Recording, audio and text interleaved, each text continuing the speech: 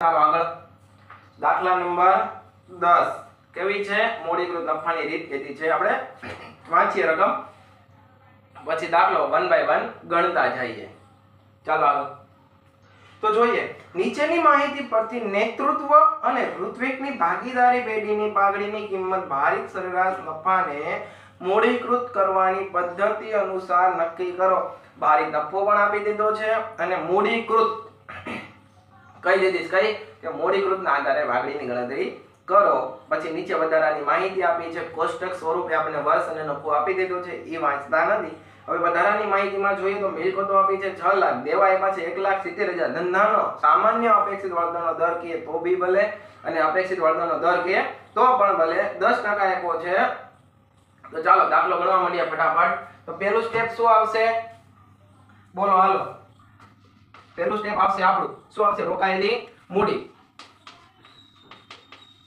રોકાયેલી તો કે મૂડી કેમ મળે કુલ મિલકતો માઈનસ કુલ દેવા કેમ મળે કુલ મિલકતો માઈનસ કુલ દેવા તો કુલ મિલકતો આપણને કેટલી આપી છે રકમમાં તો કે 6 લાખ નો ઉલ્લેખ કરેલો છે કેટલી આપી છે 6 લાખ આપી છે તમે બુક અને કેલ્સી સાથે રાખજો 6 લાખ ધંધાના દેવા તો 170 6 માંથી 170 બાદ કરો એટલે કેટલી રકમ વધશે હાલો ફટાફટ કેલ્સી માં બાદ કરો એટલે કે 4,30,000 વધશે 4,30,000 કેટલા વધશે 4,30,000 આ તમારી શું થઈ તો કે રોકાયેલી મૂડી થઈ તો એને 12 લખી નાખીએ આપણે રોકાયેલી મૂડી 4,30,000 હવે બીજા સ્ટેપમાં આપણને શું મળે છે ચાલો બોલો ફટાફટ તો કે બીજા સ્ટેપમાં આપણને અપેક્ષિત વળતરનો દર મળે છે તો અપેક્ષિત વળતરનો દર ક્યાં હોય તો કે રકમમાં આપેલો હોય અપેક્ષિત વળતરનો દર અપેક્ષિત વળતરનો દર રકમમાં જોઈએ તો 10% આપેલો છે કેટલો આપ્યો છે 10% એની પછી ત્રીજું શું કીધું છે ભારિત નફાને આધારે ગણવાનું કીધું છે તો ભારિત નફાને આધારે ગણો હાલો ત્રીજું ભારિત સરેરાશ નફો તો ભારિત સરેરાશ નફો આપણને કેમ મળે વર્ષ નફો થોડો નફો દૂર લખી નાખીએ કા વાંધો ન આવે નફો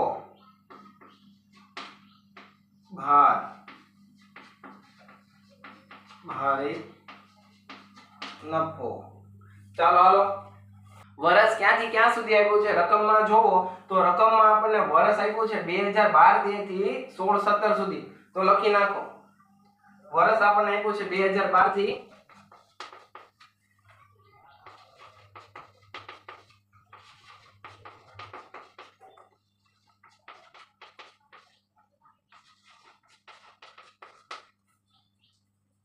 આગળ ભારિત સરેરાશ નફો તો વર્ષ નફો ભાર અને ભારિત નફોના 4 કોલમ બનશે તો વર્ષ તો આપણે રકમમાં આપેલું છે 2012 થી 16-17 સુધી નફો તો પણ ઈ પણ આપણે રકમમાં હવાલા સ્વરૂપે આપેલો છે જો નફો ક્રમશઃ વધતો જાય છે ભારિત નફો છે આપણી આની પહેલા પણ વાત કરી ગયા કે જ્યારે ભારિત નફાનો ઉલ્લેખ હોય ત્યારે નફો ક્રમશઃ વધતો હોય કે ક્રમશઃ ઘટતો હોય છે આ પછી ભાર તમે સમય ન બગડે એટલે મેં ફટાફટ લખી નાખ્યું છે તો ભાર આપણને ખબર છે કે પહેલા વર્ષને જે વર્ષને ગોઠવી દેવી ક્રમશઃ 1 2 3 4 5 ક્રમશઃ આપતો જવાનો છે અને ભારિત નફો તો એ તમને હવે આવડી ગયું છે કે નફો ગુણ્યા ભાર કરશો એટલે 45,000 ગુણ્યા 1 એટલે 45,000 50 દુ 5 દુ 10 એટલે કે 50,000 ગુણ્યા 2 એટલે 1,65,000 ગુણ્યા 3 એટલે કે 1,95 75 ગુણ્યા 4 એટલે કે 30 અને 75,000 ગુણ્યા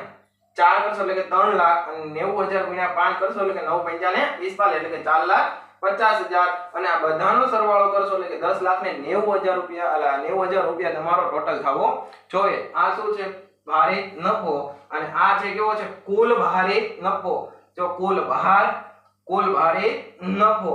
તો હવે આપણે એની પછીનું સૂત્ર શું છે?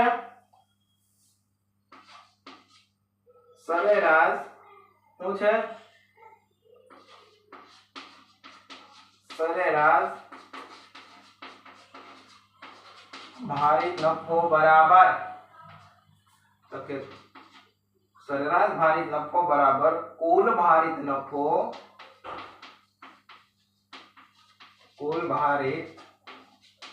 નફોના છેદમાં કુલ ભાર. તો કુલ ભારિત નફો હવે તમારી પાસે છે તો કે આ રહ્યો કેટલો છે? 10,90,000 ના છેદમાં 15. 15 ક્યાંથી આવ્યા? તો કે કુલ ભાર. તો કુલ ભાર ક્યાં છે? અહીંયા આપણને આપેલું જ છે. ચાલો કેલ્સી લઈ લો હવે અને કેલ્સીમાં ફટાફટ ગણો.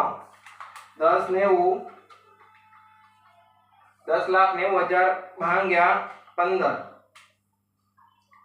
તો તમારી પાસે આવો આવતો હશે 72,666.66 આવો આન્સર આવતો હશે. પણ પોઈન્ટ પછી 66 છે એટલે કે 5 કરતા મોટી સંખ્યા છે તો આપણે એક આગળ ઉમેરી દેશું.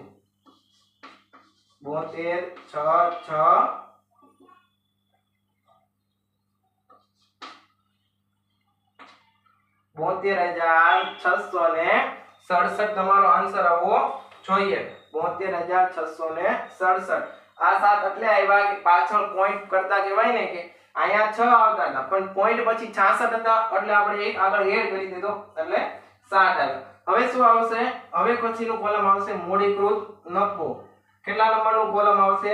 તો કે 4 નંબરનું. શું આવશે? મૂડીકૃત નફો. તો એનું સૂત્ર શું છે? ભારિત સરેરાશ નફોના છેદમાં અપેક્ષિત વળતરનો દર ગુણ્યા 100. તો આ તમને મેળવતા આવડે? તો આ રહ્યું. આ શું છે? ભારિત સરેરાશ વળતરનો દર છે એટલે નફો છે. તો ભારિત સરેરાશ નફો આપણે એમ મૂકી દો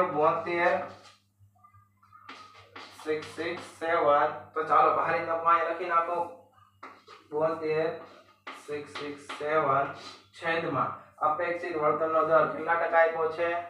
10% આપ્યો છે અને ગુણ્યા 100.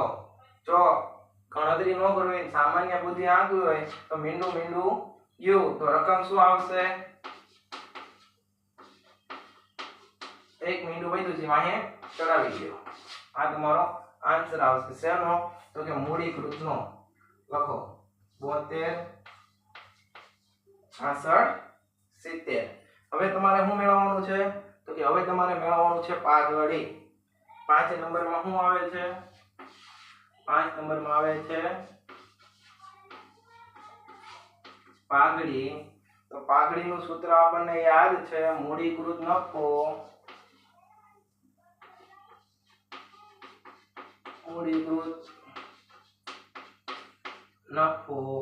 માઈનસ રોકાયેલી મૂડી. મૂડી એટલે રોકડ મૂડી નો સમજતા, રોકાયેલી મૂડી કરજો. તો ચાલો મૂડીકૃત નફો આપણને કેટલો આવ્યો છે? અને એક્સ્ટ્રા બુદ્ધિ વાપરે ક્યાં કરી નાખીએ.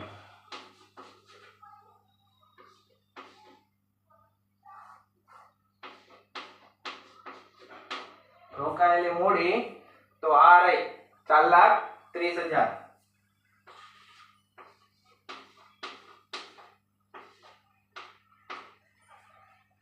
ચલો કરો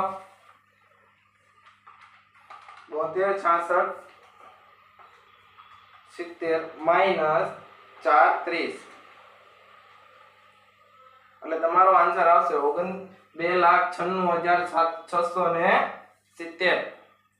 શું આન્સર આવશે 2,96,670 આન્સર શું આવશે 2,96,670 આ તમારો આન્સર થશે 2,96,670 ચાલો આ તો આપણો મૂડીકૃતની